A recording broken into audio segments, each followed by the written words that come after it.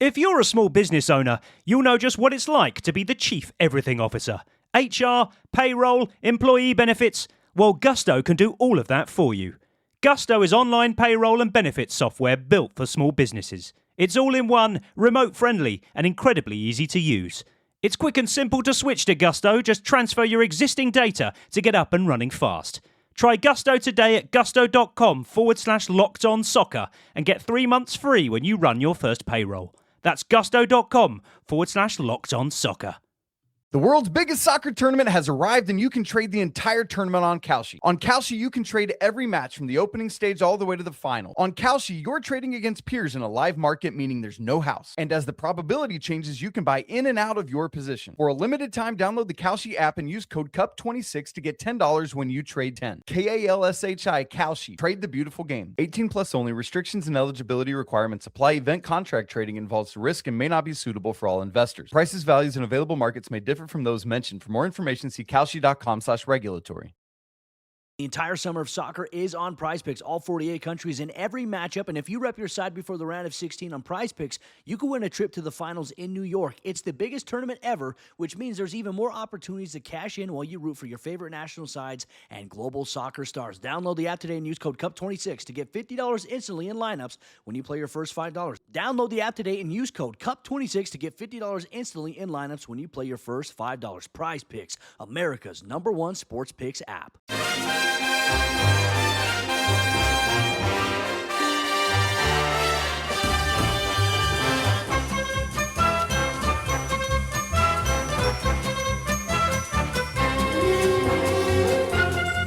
Hello everyone, I'm Chris Wynn. Welcome to Away the Podcast, and welcome to another Summer and World Cup edition of our version of Room 101, because we're almost at the semi-final stage at the moment as we're recording. And so we might have a couple of World Cup specific items like we did in our previous episode. But I'm sure most of our listeners will know the drill by now. But if you haven't listened to our previous versions of Room 101 or seen the TV show that was presented by Frank Skinner in recent years, our guests today will raise their football pet hates in the hope that I consign them to Room 101 and rid them from the game forever. And our last few has seen Johnny fight it out with Andrew, but we have a new voice on Room 101 today who has picked a couple of crackers. But first up, we do have Andrew Smithson with us. So hello, Andrew. Hello, mate. We like to give little peeks behind the curtain. I will just let everybody know that we have already discussed Andy Melville today before hitting record. So, don't worry. We're on our usual top form as always. Yeah, and can I just point out as well, because I do quite often talk about my my dislike or sheer hatred of social media, but what the lads passed on a picture that somebody sent over social media of a place in London which had Andy Melville in the name, which tickled me and I liked very much. So thank you to whoever that was out there. So we do appreciate it. But yeah, we are recording after the quite a bit of time after the England-Mexico game. But we were just saying beforehand, Andrew, you stay up for it? Yes, stayed up for it. Glad I did. It was, I mean, even as a neutral, you could probably say it was an entertaining game. And England will just stay in the World Cup and just keep me ticking over until Sunderland get back to pre-season, and then the real stuff starts again. Yeah, well, that's it. I did see a comment on the BBC chat about, because I was watching something with the Bens, and I was following the Brazil-Norway game, and I saw a comment saying, basically, if I stay up and watch the England game and it's as bad as this game, I'll be just going straight to bed. So, and I was on the fence at that point whether I should stay up, and I just thought after that, I thought, nah, I'm going to stay up. It's going to be the worst game in the world, and we're going to go out to the worst goal. But yeah, anyway. Next up, we have someone who you might have heard a week or so ago with Gav having a pint at Sheepfolds and recording something there. And also, he might be struggling a little bit today, so we might have to be a bit gentle with him because he was out for the England-Mexico game, and he's just suffering a little bit, because we're very glad to have James Nichols with us. Hello, James. Hello, mate. Hello. Yes, so I'll start by apologising to anyone if I do kind of turn into Sean Dyche accidentally halfway through. um, I had a few Guinnesses. It was now daft, just on the local around the corner, and out silly, but lots of lots of shouting ensued, more than I would have liked. And then I think the whole World Cup, I love World Cup. It's yeah, there's a lot of nastiness around the potential corruption and who gets it, and certain orange-looking presidents putting their oar in and making silly decisions and things like that. But ultimately, I think the World Cup's like a celebration of people, and you could see that last night. And it was like all the England fans coming out of the game were just saying just how brilliant most Mexicans were. Like, yeah, you've got some idiots and some loonies, but there's videos of the England lads walking out, and Mexicans are clapping them away and saying hope you win and good luck. And people I seen some guy say that he got started on after Mexico scored the first goal. And then all the other Mexicans around him kind of grabbed this guy, had a go at him, apologized, and then just gave this bloke a Mexico shirt to say sorry. So he went out with all of his teeth still intact and a Mexico shirt. So no, I was like I say, I was out for it, enjoyed it. I got a nice fair bit of sleep, but yeah, shouting when Jude Bellingham scored and then scored again 2 minutes later, it was kind of I don't know, I felt like I've just been at a Sunderland match. Well, I can tell how much effort you're putting in, because we talked before we started recording, and your voice was nowhere near as good as it was just there. So I can sense how much effort you're putting into it, James. But just because you obviously you went out. I mean, was that time during the night? Was it a good atmosphere for the game? Yeah, really good. I mean, obviously the pubs were out, still open until 5. The one I was in didn't open until 5. Basically, the game finished, and they just said, right, everyone go away. Everyone leave, please. We've made our money. We're going to go home. We have to work and clean up now. So fair play to them. I think it kind of it totally emptied. You could tell everyone was just absolutely knackered. But it was just a pub in South Shields, and it was really busy, to be honest. It was quite good to see, because England games always will be busy in the pub, but I was wondering, I'm not in the center of town. I'm kind of away a little bit from where the nightlife area is. It's a quiet little pub that would usually close at 11 o'clock. But no, it was really, really full. But yeah, if I am trying not to just descend into coughs and splutters, but I'll let you crack on, because I think my voice is gone again. Yeah, well, yeah, and I'll remind you of this spirit of a celebration of people, and people having to clean up pubs when we get onto your World Cup pick in a minute, James. But Andrew, Oh no, yeah, you've said it now. But Andrew, just quickly on the England Mexico game, what did you make of it? Because there was periods during that game, you think just before half time and stuff, actually, where Pickford had to make a couple of saves, and there was a handy save he made early on in the first half, down low to his left and stuff. But actually, there was periods in the game where if it went wrong, could have been a bit different, couldn't it? It could have been different, but it helps when you've got a Sunderland fan in goal. Jordan Pickford will keep us right. I think Pickford and several others, a lot of our big name players stood up, put a brilliant shift in, and Mexico could have maybe won it. They put us under a lot of pressure, but we knew that was going to be the case. We knew we were up against it, given the conditions and the history Mexico have got at that stadium. I was just really impressed. I liked the tactics. As I say, I think everybody put a good shift in. Fully deserved. Great scenes at the end for everybody apart from Jordan Henderson, bless him. And I honestly think this will be one of those England games that people talk about in years to come. Sorry, I know you missed it, Chris. I'm not trying to rub it in. I've seen it. I've seen the whole thing since. But yeah, that Jordan Henderson incident, it just reminded us. As soon as it happened, or as soon as I saw it and heard about it, I just had Bob Mortimer as Henderson in my head, just talking about being stuck in a cat flap and stuff like that. Just as soon as.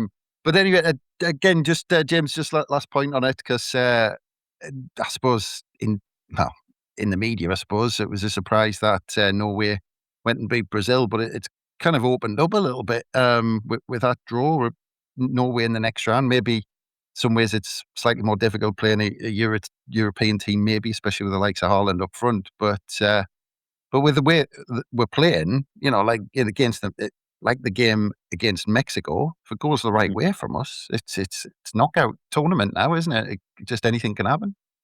Yeah, to be honest, a lot of England fans in I watched the Norway game in the pub first, then kind of planned to go slowly and not have too many, take the break in between games, and then when the hour delay came in, I was absolutely good. Mhm. But watching the game, like everyone was like celebrating when Haaland scored and was like laughing at Brazil. Mm, And to be honest, I'm not quite sure if it's good or bad. yeah. Like on one hand, Brazil are probably more flair. Vinny Jr. is capable of just producing something from absolutely nothing. Whereas Sunderland have showed last year that if you can stop Haaland, if you can crowd him out, if you can mark him out, if you can mark him out of the game, you can starve him of service. As brilliant as he is, and as brilliant as that second goal particular was yesterday. Um, I think Norway are kind of similar to England, but just maybe not as good in the sense of how we play. We can quite possession heavy, quite pedestrian until something just comes alive, and usually through like one individual player's world class ability, like be it Bellingham, Kane, Haaland, or Odegaard. Um, but from a weather point of view, because I think weather's a big talking point in the World Cup in general after altitude Bellingham last night. I think playing Norway in the heat in Miami is probably preferable to playing Brazil there. But either way, at this point, you're going to play someone good. You just have to beat who's in front of you. Yeah, absolutely. There is some good teams in it, and England's one of them. So who knows what's going to happen?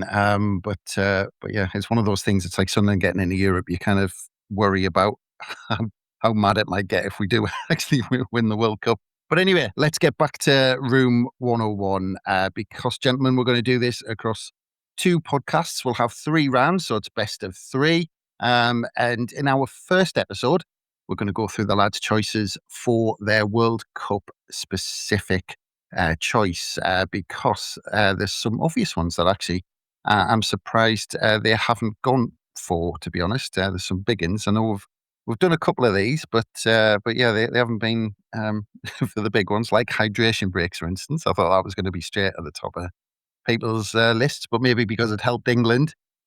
Maybe it's dropped down a little bit in the peg or turn. Everyone loves the old hydration breaks now, but yeah. So anyway, let's get into round 1, and let's start with you, Andrew, for your World Cup pick.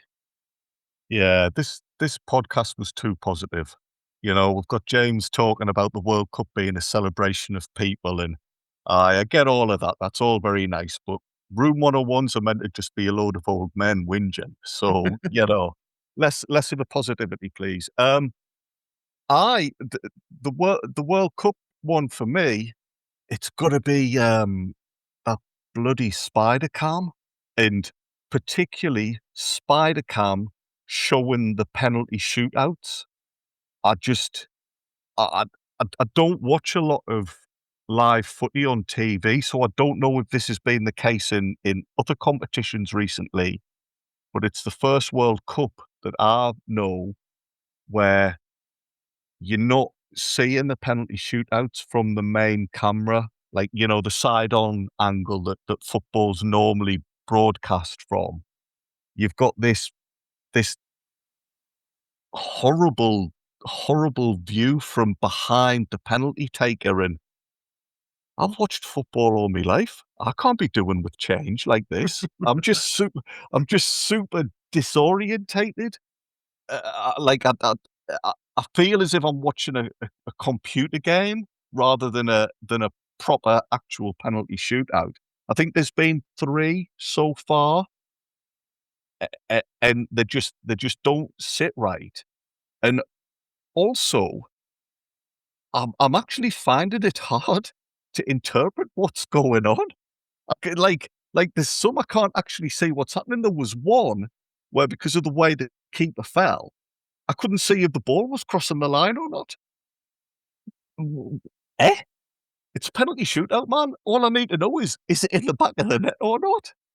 Just, please, no more Spidercam. Well, you know how to tug at the heartstrings, Andrew, by calling us an old fella, because I know exactly what you mean with this one. But what I will say is, like going back to that sideways view on penalties, was sometimes it not harder to know whether the ball went in, especially when because there was one angle where it was almost from the edge of the penalty area on the touchline, where sometimes you just didn't have a clue whether it went in or not.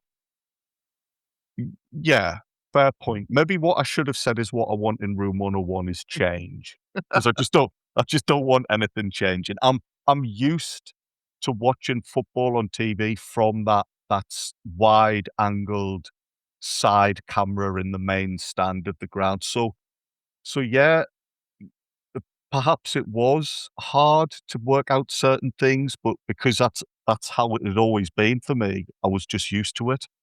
Do you know what I mean? This is new, and I think I've said on Room 101s before, Chris, new to me is scary. Yeah. Well, I was trying to think of going back to the big penalty shootouts.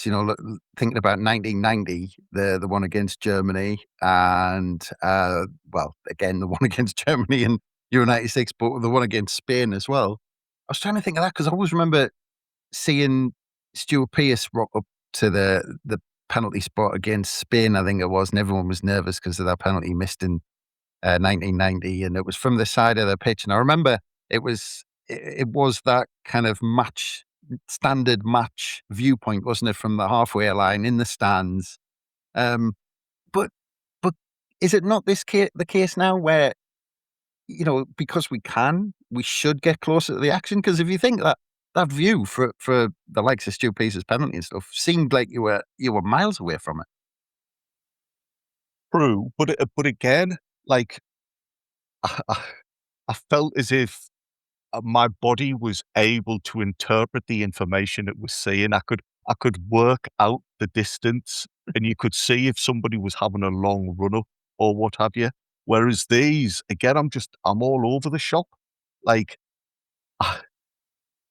I, I just, oh, Well, Chris, well, man, I just don't like it, and I can't even explain why. But if you turn up at the ground and you've got a seat and you're like at pitch level, and it's actually hard to work out what's happening at the other end of the field, and you're thinking, "Oh, I wish I had a seat a bit further back so I could watch the pattern."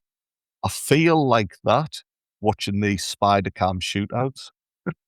Well, look, I mean, just in case for those out there, I've just said spider cam, but it's the one that's suspended usually by four cables above the football pitch. Apparently, it can travel at speeds of up to 20 miles an hour or hover sometimes just 10 meters above the grass, which actually, if you think, there's been a couple of games where I'm sure the ball has actually hit the spider cam in a couple of games. But the other thing I wanted to mention was just to go all health and safety on everyone for a minute, Andrew, because I know you love your health and safety. Um, but there was the incident during the Hungary and Kazakhstan game where the camera actually fell onto the pitch and actually smashed it. It was kind of just on the edge of the pitch, if I remember rightly. But it was that big, huge, massive camera, and if that had fallen on someone, I mean that's essentially killed someone. I hadn't even thought of that. But yeah, what if Spider-Cam goes wrong and one of those cables snaps and you've got Well, this wasn't a then cable. The camera just dropped off it. oh, crikey. Well, there you go. Aye, that just strengthens my case. I don't want to be all, "Won't you please think of the children?" But please, won't you please think of the children? We've got, highly prized assets on the pitch. I mean, that would be typical Sunderland. Europa League final or something. Our star man, whoever it is, Enzo Lefebvre or Granit Xhaka or whoever, having the game of his life. Blooming gets knocked out by a camera, misses the last 15 minutes, and we go on to lose. So yeah, get rid of them now while you can, Chris. Yeah, there was a going back to just looking at some comments last season, I think for the Manchester derby. No, actually, this is a good few years ago. Sorry, this was the first time it was used, apparently, back in 2017. It was used for the Manchester derby, or it was one of the first times it was used extensively during a game. And apparently, a lot of people at the time took to social media to complain at the device made it look like the match had been filmed in space. But that was when it first started, Andrew. But it's one of these things that I think people have got used to, other than yourself, of course, according to what you're bringing up here. But is this the first step, do you think, to potentially we've got a drone going around the stadium? Don't give anybody ideas, man. What you doing? We've seen in this World Cup as well. We can now get the ref cam, can't we? Yeah, And yeah. and that that makes me queasy almost watching it through like a referee's jiggling viewpoint and that. It's just um I don't make it worse, Chris, by getting me like worried about other things. I'm having enough time as it is struggling to cope with the world as it is, not with how the world might be down the future. Actually, the worst thing about that ref cam is whenever they show it and they're talking to players, I always think, because the player who they're talking to is always so angry, I always think he's going to swing a right hook or something like that. And every time that comes on, I'm going, he's going to get hit in the face here if he's not careful. But yes, Spidercam, James. I don't know if you're a fan or if you're a fan of just things trying, and we might come on to one in part 2 of all of this. You might be able to elaborate a little bit more, of course, on the general, way that TV covers football, but specifically Spidercam. Where are you with that? I don't really mind the view itself. I mean, I'm of an age where I kind of that behind the goal view is behind the player view is like mostly what I remember.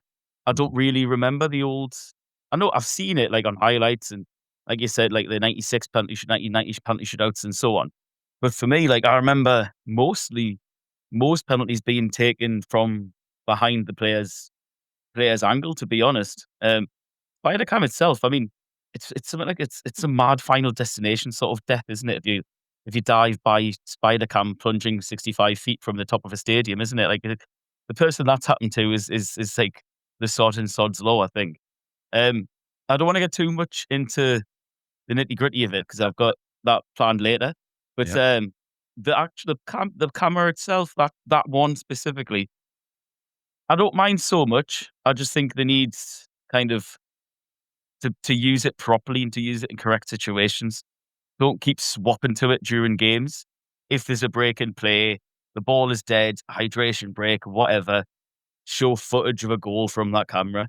I don't mind anything like that. Don't do what they like to do where a ball goes to a certain side of the pitch and then they're suddenly cutting it. Oh, hell, what's going on? I mean, it's probably going to get worse. Like I don't know how a lot of viewers who might watch F1 will know all the drivers have got them in the helmet. There's like 27 cameras on the cars. There's drones now follow them all around. There's camera angles from in the crowd, from on the side of the track.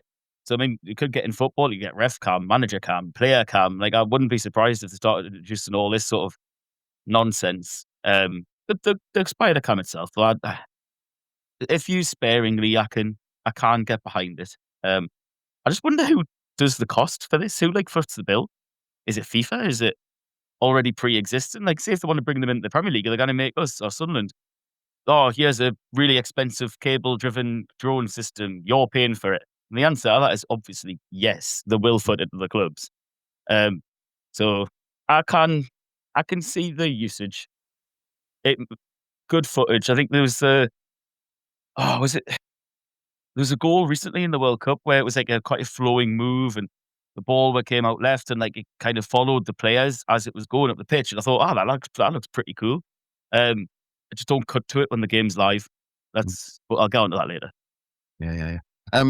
Yeah. Actually, first thing, James, by the way, you mentioned F1, and I'm a bit like Bob Mortimer on that. I prefer soil science, if I'm completely honest.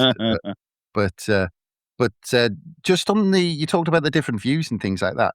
I was just thinking when you were talking there, do you think some of this has maybe come out of camera views that are available on the likes of FIFA games and things like that? Do you think that's almost, because FIFA have done it, football director or, TV directors or whoever have went, oh, actually, let's have a camera following the player behind them.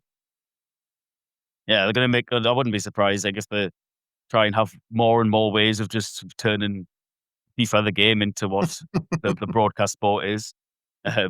Let's have like Like, I don't know if anyone has ever played Mario, but Lakitu, the little guy who holds the camera on a cloud and follows Mario around as a cameraman in the game. Gonna have like an Infantino sitting with a fishing rod and a camera on the end following players around. Yeah, it's only a matter of time, isn't it? But yeah, that's Andrew's pick, Spidercam, and we'll come back to that. But before James goes in with his first pick, we'll have a quick break. So we'll be back very soon. The world's biggest soccer tournament has arrived, and you can trade the entire tournament on Kalshi. On Kalshi, you can trade every match from the opening stage all the way to the final. On Kalshi, you're trading against peers in a live market, meaning there's no house. And as the probability changes, you can buy in and out of your position. For a limited time, download the Kalshi app and use code CUP26 to get $10 when you trade 10. KALSHI Kalshi. Trade the beautiful game. 18 plus only. Restrictions and eligibility requirements apply. Event contract trading involves risk and may not be suitable for all investors. Prices, values, and available markets may differ from those mentioned. For more information, see kalshi.com/regulatory. If you're a small business owner, you'll know just what it's like to be the chief everything officer. HR, payroll, employee benefits. Well, Gusto can do all of that for you. Gusto is online payroll and benefits software built for small businesses. It's all in one, remote friendly, and incredibly easy to use. It's quick and simple to switch to Gusto. Just transfer your existing data to get up and running fast. Try Gusto today at gusto.com/lockedonsoccer and get 3 months free when you run your first payroll. That's gusto.com/lockedonsoccer. The entire summer of soccer is on PrizePicks, all 48 countries in every matchup. And if you rep your side before the round of 16 on PrizePicks, you can win a trip to the finals in New York. It's the biggest tournament ever, which means there's even more opportunities to cash in while you root for your favorite national sides and global soccer stars. Download the app today and use code CUP26 to get $50 instantly in lineups when you play your first $5. Download the app today and use code CUP26 to get $50 instantly in lineups when you play your first $5. PrizePicks, America's #1 sports picks app. And welcome back to How We're the Podcast. And we've just had Andrew's first pick, which was his World Cup choice, which was the Spidercam, specifically covering penalties. But again, as Andrew described, it was change in general, really. That was at the crux of it. But now, James, I'm looking forward to hearing the reasoning, especially because you did start on some of this at the beginning when we were talking about people cleaning up and fans being fantastic at this World Cup. Because when you sent this one through, it did tickle me a little bit when you did send it through to start with, because it's been something that's been pretty much universally praised. So I'll let you explain your first pick on Room 101, mate. Well, that's why I went for it, because I didn't want to be boring. It's, so basically, I've got a major issue with specifically Japanese fans at football World Cups cleaning up after themselves after the game and then getting televised doing it. So it's very specifically to the Japanese fans, because I just think it's all completely performative nonsense in general. But when I remember when I first seen it happening, because obviously, I don't know, it was like 2010 World Cup, maybe 2014 when they started going viral for doing it. And it's now become like a popular thing for Japanese sports fans, be it football, baseball, Olympics, whatever. They'll go abroad, they'll watch the game, they'll clean up after themselves. Now, in very first reaction to that is, oh, isn't that quite nice? Like, they're saving someone who's probably getting paid next to nothing by a very rich man to have to do it. But when I spoke to a former colleague of mine at the time who covers J League, and he actually says like this is actually like a massive conversation in Japan, like because basically there's a big issue right now within Japanese football specifically of like sexism, and basically like a lot of commentators in Japan are calling it just a massive double standard. Like that basically they're really frustrated by the fact that they go away, do it on the world stage, all the camera effects, social media effects, and all like that. But there's a big thing in Japanese culture where you tidy up after yourselves, clean up, very clean cities. If anyone's ever been to Japan, the cities are far cleaner than what you would see in majority of Western Europe. But there's a big sort of cultural shift where it's the men who go to the sporting games generally. I mean, most football fans are men. That percentage is equaling out with time, which is great. But there is still a larger percentage of men certainly going to like a World Cup situation. But it's in Japan, the onus and the burden is upon the wives and mothers to do the cleaning up. Yet when they go abroad and they can do it themselves, and that's kind of like a big sort of cultural conversation in Japan on the back of specifically all of these instances. Um, I think one of the other biggest problems I've got with it as well is now big companies, so like Yazaibatsu, which are your big sort of Japanese conglomerates like Mitsubishi and Fujitsu and so on, have seen an advertising opportunity here. They've seen these guys going viral across the world, cleaning up after themselves. They're like, oh, what a great idea. What if we put our logo on a bag and gave them all these bags for free? And then when they get videoed and go viral, they're all holding these bags, which says Mitsubishi on the sides, and everyone knows our brand. So there's been like a mass commercialization of it. And that's why whenever you see them now, they're out now, aren't they? If you kind of look on social media, it's always these big blue bags, exactly the same ones. And it's all been specifically handed out by a company, and then they take them all over with them. And that's kind of my problem with it. It's all like on the surface, it's such a really nice thing. But then when you go behind it, it's performative camera effect nonsense, massively over commercialized, and actually a really big issue of a domestic double standard. Yeah.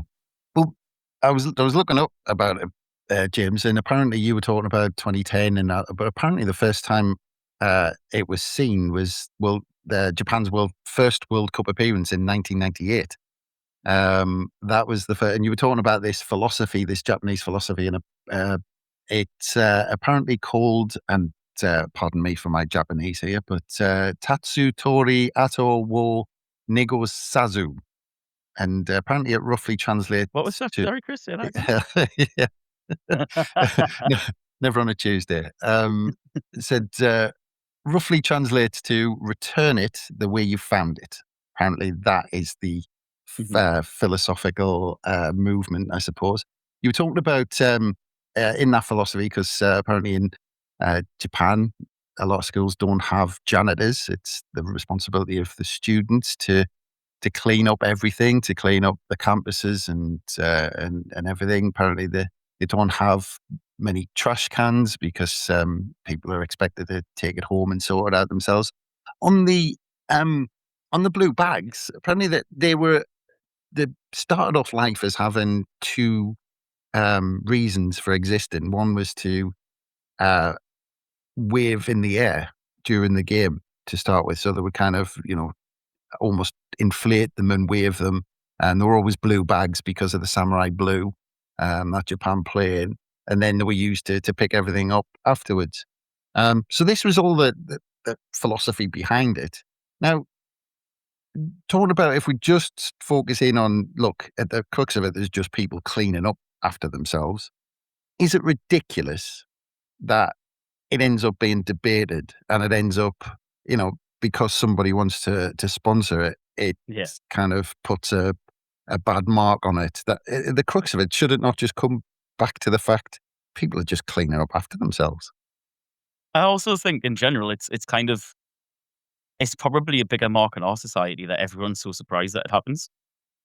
Like every time I go into the cinema, I always take my leftover popcorn bucket out back with me. I hate that. But taking it with you or seeing it? No, I hate it when you see, like, you're coming out on a row and everyone's just left shit all over the place. Yeah, I think the act isn't what I've got the problem with. I think it's all of the nonsense that's around the act. Like the performative side of it isn't the people doing it. It's those taking advantage of the people who do it. I think that's where my problem is, like the commercialization of it. And then obviously there is, like I say, there is a debate between a lot of men back in Japan apparently don't do this. I'm not a Japanese woman. I'm probably not the expert to say that. All I know is I've done a bit of research on it and have been told by others and subsequently looked into it. And I kind of fell down a ridiculous rabbit hole when researching into this topic because, to be honest, I've done it because it's funny. And then I looked into it and it's like, it's genuinely a massive cultural issue of, like, I think it's like soju or soji, I think it is, where, like, what you were saying, where kids from a very young age are taught to have respect for others, take sort of pride in the possessions, but also take responsibility for things that are, like you said, like are theirs. Don't leave them elsewhere. And it's like actually a big cultural problem in Japan right now of like men not kind of doing that as much anymore, and younger generations not doing that as much anymore. and it's like it spiraled into this big sort of rabbit hole that I fell down looking into like domestic hypocrisy within like subcultural levels of Japan. And at that point, I think I just clicked X and was like, yeah, I just need to leave this and just focus on the fact that it's funny to laugh at them doing it. Well, the first bombshell today was that you're not a Japanese woman, James. I'm still in shock about that statement, but yeah, and the players do it with the changing rooms and everything. I've seen that as well, and apparently Yeah. it's inspired the likes of I think Portugal fans now have adopted something similar, and they clean up after themselves, according to what I'm reading. The opposite end of the spectrum, James. You have mentioned the cinema, which is a fantastic example because it got my blood boiling as soon as you were talking about it there. I want to say Trafalgar Square, the night Mm. before a Sunderland appearance at Wembley. Now, I remember the state of that on numerous occasions. I mean, that's the other end of the spectrum, isn't it? I mean, obviously there's a Yeah. big scope in between all of that, but surely this should be something that we celebrate, isn't it? I mean, does it get on your nerves because it's just so nice? And like when it comes to Sunderland fans, we're quite happy to leave our crap for some sort of operation to sort it out. I mean, it was only not even just Trafalgar, but like when we played the Mags at home, Coventry at home, and Chelsea at home, when we waited outside the line of the streets and there was like a sea of flares and everyone nearly got asphyxiated in all the red smoke. Hmm. It was mad going back like a couple of hours later or the next morning, and it's just like a trail of red smoke bombs from pretty much the Colliery Tavern all the way through to the Murray Gates. So things like that, I agree, I think would be nice for people to clean up after themselves. Bins are on location, just go and use them. But I think the problem I've got in this specific situation is like a lot of like the performative nonsense that comes from it. Like Scotland fans have suddenly started doing it and they're recording themselves while doing it. Why are you recording yourself? Just go do it. Just clean up after yourself. Don't be a dick. You don't have to go and record yourself and whack it all over social media. Put hashtag Tartan Army and get someone to stand behind you with the bagpipes, playing it while you're sitting there cleaning up 6 bottles of Tennent's or whatever. Like that's the biggest problem. Or like you'll suddenly get Iron Brew sponsor it and they'll have these big orange bags. And then they're walking down with like their own family kilts and then Iron Brew sponsored bags, cleaning up after themselves, talking about how great and happy and nice they are. And like, look at us, we're Japanese too. Like, that's the bit that really boils me piss, to be honest. It's not the actual act of doing it, because I think the act of doing it is something that we can all learn from. It's really not a bad thing. It's just the other shit that's around it. Yeah, the McClean clan in their in their tartan. But yeah, I mean, Andrew, talking about people cleaning up after themselves, does it get your blood boiling? I can see exactly where James is coming from. And he said there, which I think you could apply this sentence to just every single aspect of society. Why are you recording this? Just why are you filming yourself doing this? I mean, that's a much bigger topic and one that I don't have the skills to talk about, much like Japanese social issues and gender and domestic politics and what have you. I'm sat here as James is talking, thinking, "Cool, this, I'm out to be death here. I'm just here to whinge about going to the match." And then James is turning it into an actual important topic. Can you imagine if the Spidercam was in a Japan match and he just seen a load of Japanese guys run on the pitch with blue bags and picked it all up, the one that fell from the ceiling? You and me, James, would just be absolutely raging. I agree entirely about the leaving the mess at the stadium. I like in that. I mean, that is our ground, and there's plenty of Sunderland fans are happy to just leave it, look in a clip. So it's like it doesn't make sense to me.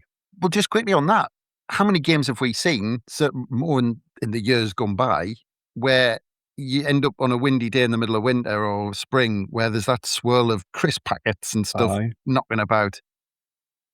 It's not good. I mean, yeah, we could go down the route of just being a little bug in the first place, and I find it mad. But it used to be really embarrassing when that was happening and the players were having to dodge, like, Tesco carrier bags and what have you. The only thing I would disagree with is, I think at Trafalgar Square, I don't think what you're realising there, Chris, is Sunderland fans, being the great bunch we are, we're actually driving the economy by creating work. Do you know what I mean? And spending money in the shops down there, because they struggle in London for finance and what have you. So they're grateful when, like, a load of people come from up north and clear out all the shelves, drink all the booze, give them a job to clean it up, and just think of how much, like, recyclable materials we're leaving there. All those cans can go in the blue bin. However, man, think about that. We're actually at the forefront of fan behaviour, and the Japanese should be trying to mimic us and do what we do if they had Yeah. any actual social responsibility.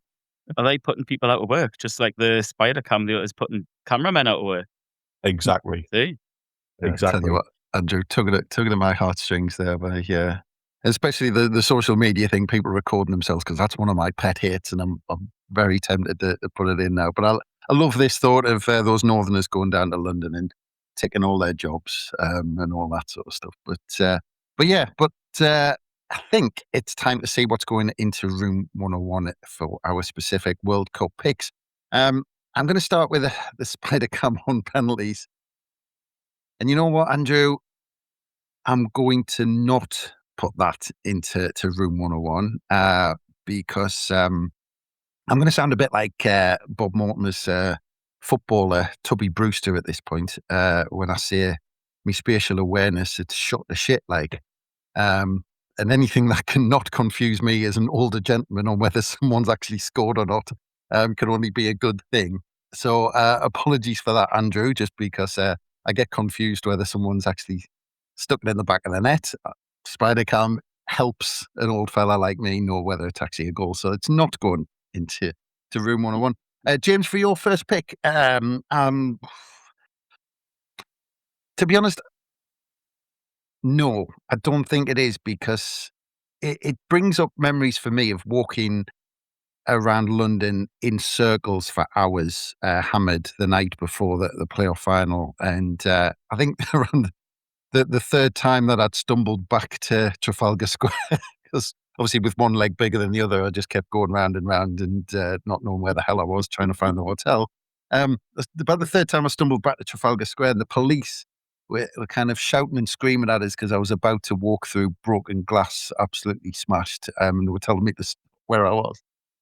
So soon I kind of sobered up a bit and realised the mess we'd made and the operation that had started to clean it up, and it didn't quite sit right. So I'm going to give the Japanese fans the benefit of the doubt here and say that it's been spoilt by everyone else talking about it and putting their oar in.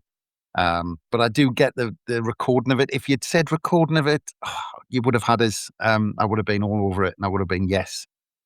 Someone recording what they're doing and sticking out on social media so people know they're doing a good thing is one of my pet hates. But the actual thing, there's some people in there who just clean and get on with it and go home because that's their culture. And I'm not sure I can put that in. So apologies, gentlemen. We're off to a great start, but but that's the end of part one, unfortunately. But it just leaves me to say thank you very much, Andrew, and thank you very much, James, because thanks again, everyone, for listening, because we'll have two more parts in round two, or the other way around, two more rounds in part two. I'll get that right one of these times. And we've got a couple of controversial picks if Japanese fans cleaning up wasn't as controversial as you think. We've got a couple of good ones on the next part, so I'm looking forward to getting into those, I think. But that is all we have for part one. So until then, it's bye for now.